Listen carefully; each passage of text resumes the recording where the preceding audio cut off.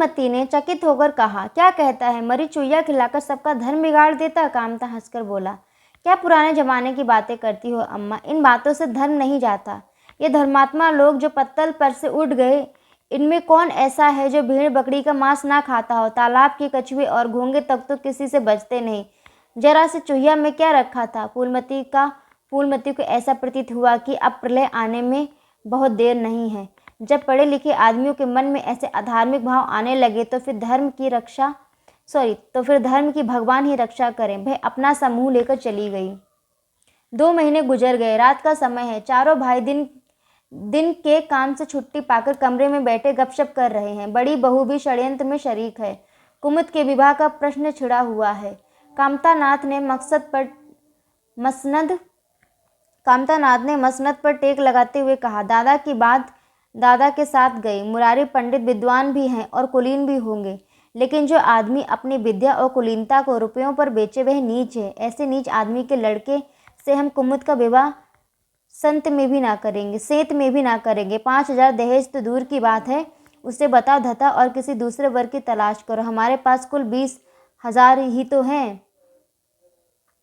एक हिस्से में 5-5 हजार आते हैं। 5,000 दहेज में दे दें तो 5,000 नेक न्यूछावर गाड़ेबाजी में उड़ा देंगे तो फिर हमारी तो बचिया ही बैठ जाएगी। उमानाथ बोले, मुझे अपना औषधालय खोलने के लिए कम से कम 5,000 की ज़रूरत है। मैं अपने हिस्से में से 1 पाई भी नहीं दे सकता। फिर खुलते ही आमदनी तो होगी नहीं। कम से कम साल भर घर से खाना पड़ेगा। दयानाथ एक समाचार पत्र देख रहे थे। आंखों से ऐनक उतारते हुए बोले, मेरा विचार भी एक पत्र निकालने का है। प्रेस और पत्र में कम से कम 10,000 का कैपिटल चाहिए। 5,000 मेरे रहेंगे तो कोई ना कोई साझेदार 5,000 का मिल जाएगा। पत्रों में लेख लिखकर मेरा निर्वाह नहीं हो सकता। कामतानाथ ने सिर हिलाते हुए कहा, अजी राम भजो, सेंत में कोई लेख छापता नहीं, रुपए कौन दिए देता है। दयानाथ ने प्रतिवाद किया, नहीं, यह बात तो नहीं है। मैं तो वही कहीं भी बिना पेश के पुरस्कार लिए नहीं लिखता।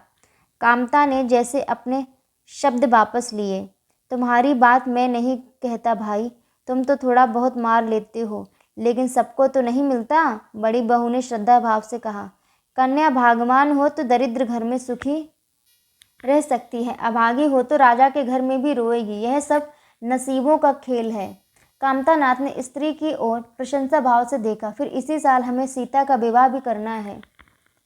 सीतानाथ सबसे छोटा था।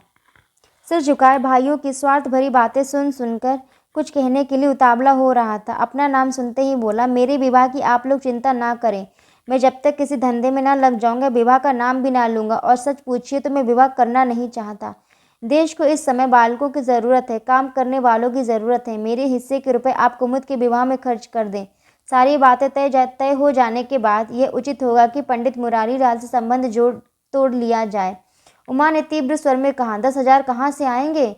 सीता ने डरते हुए कहा, मैं तो अपने हिस्से के रुपए देने को कहता हूँ और शेष मुरारी लाल से कहा जाए कि दहेज में कुछ कमी कर दें। वह इतने स्वार्थार्थ नहीं है कि इस अवसर पर कुछ बल खाने को तैयार ना हो जाए। अगर वह 3,000 में संतुष्ट हो जाएं तो 5,000 में विवाह हो सकता है। उमा ने कामतानाथ से कहा, सुनते हैं भाई साहब इनकी बातें। दयानाथ बोल उठे, तो इसमें आप लोगों का क्या नुकसान है। यह अपने रुपए खर्च दे रहे हैं, खर्च कीजिए। मुरारी पंडित से हमारा कोई बैर नहीं है। मुझे तो इस बात की खुशी हो रही है, भला हम में कोई तो त्याग करने योग्य है। इन्हें तत्काल रुपए की ज़रूरत नहीं है। सरकार से वजीफा पाते ही हैं, पास होने पर कहीं ना कहीं जगह मिल जाएगी। हम लोग की हालत तो ऐसी नहीं है। कामतानाथ ने दूरदर्शिता का परिचय दिया। नुकसान की एक ही कहीं, हम में से एक को कष्ट हो तो क्या और लोग बैठे देखेंगे। ये अभी लड़के हैं, इन्हें क्या मालूम समय पर 1 रुपया 1 लाख का काम करता है। कौन जानता है कल हमें बिलाए जाकर पढ़ने के लिए सरकारी वजीफा मिल जाए या सिविल सर्विस में आ जाए। उस वक्त सफ़र की तैयारियों में 5,000 लग जाएंगे। तब किसके सामने हाथ फैलाए फिरेंगे। मैं ये नहीं चाहता कि दहेज के पीछे इनकी ज़िंदगी नष्ट हो जाए। इस तर्क ने सीतानाथ को भी तोड़ दिया। सकुचाता हुआ बोला, हाँ, यदि ऐसा हुआ तो बेशक मुझे रुपए की ज़रूरत होगी। क्यों, ऐसा होना असंभव है। असंभव तो मैं नहीं समझता, लेकिन कठिन अवश्य। वजीफे उन्हें मिलते हैं जिनके पास सिफारिशें होती हैं, मुझे कौन पूछता है। कभी कभी सिफारिशें धरी रह जाती हैं और बिना सिफारिश वाले बाजी मार ले जाते हैं। तो आप जैसा उचित समझे। मुझे यहाँ तक मंजूर है कि चाहे मैं विलायत ना जाऊँ पर कुमुद अच्छे घर जाए। कामतानाथ ने निष्ठा भाव से कहा। अच्छा घर दहेज देने से नहीं मिलता भैया, जैसा तुम्हारी भाभी ने कहा, यह नसीबों का खेल है। मैं तो चाहता हूँ कि मुरारी लाल को जवाब दे दिया जाए और कोई ऐसा वर खोजा जाए जो थोड़े में राजी हो जाए। इस विवाह में मैं 1000 से ज़्यादा खर्च नहीं कर सकता। पंडित दीनदयाल कैसे हैं? उमा ने प्रसन्न होकर कहा, बहुत अच्छे। MA BA ना सही, जजमानी से अच्छी आमदनी है।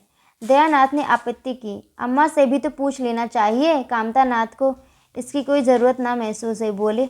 उनकी तो जैसे बुद्धि ही भ्रष्ट हो गई है। वही पुरानी युग की बातें मुरारी लाल के नाम पर उधार खाए बैठी हैं। ये नहीं समझती कि वह जमाना नहीं रहा। उनको तो बस कुमुद मुरारी पंडित के घर जाए, यही हम लोग तबाह हो जाएं, चाहे हम लोग तबाह हो जाएं। उमा ने एक शंका उपस्थित की। अम्मा अपने सब गहने कुमुद को दे देंगी, देख लीजिएगा।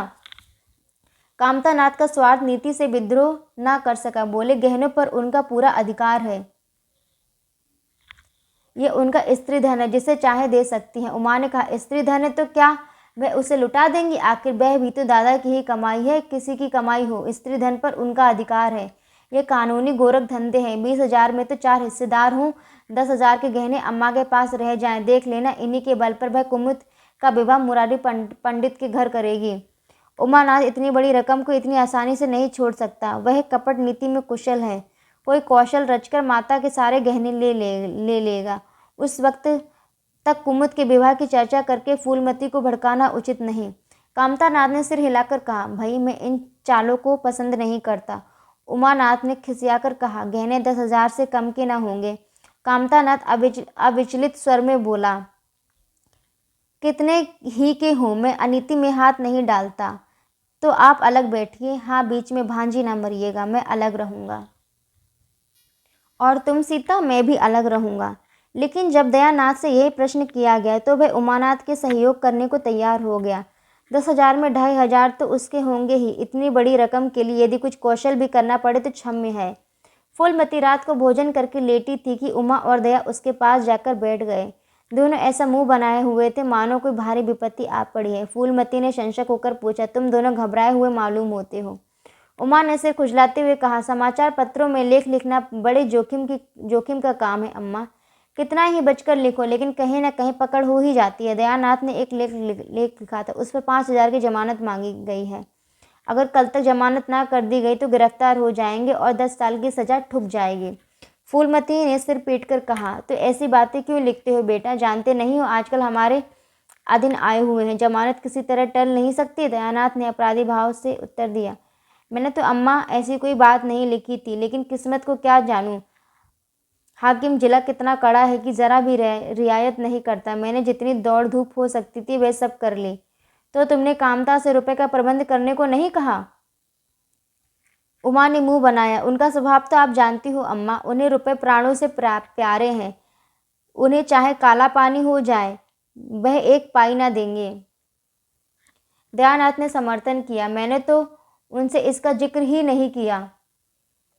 फूलमती ने चारपाई से उठते हुए कहा, चलो मैं कहती हूँ, देगा कैसे नहीं। रुपए इसी दिन के लिए होते हैं कि गाड़ कर रखने के लिए? उमानाथ ने माता को रोककर कहा, नहीं अम्मा, उनसे कुछ ना कहो। रुपए तो ना देंगे, उल्टे और हाय हाय मचाएंगे।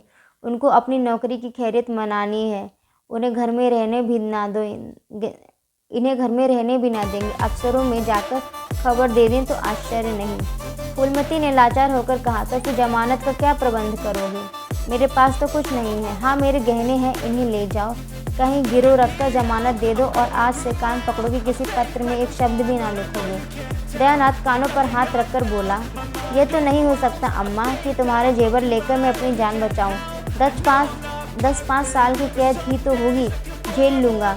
यहीं बैठा बैठा क्या कर रहा हूँ। फूलमती छाती पीटते हुए बोली, कैसी बातें मुँह से निकालते हो बेटा। मेरे जीते जी तुम्हें कौन गिरफ्तार कर सकता है? उसका मुंह झुलस दूंगी। गहने इसी दिन के लिए हैं या और किसी दिन के लिए? जब तुम ही ना रहोगे तो गहने लेकर क्या आग में झोंकूंगी? 'cause you're trying to stay strong and fake a smile until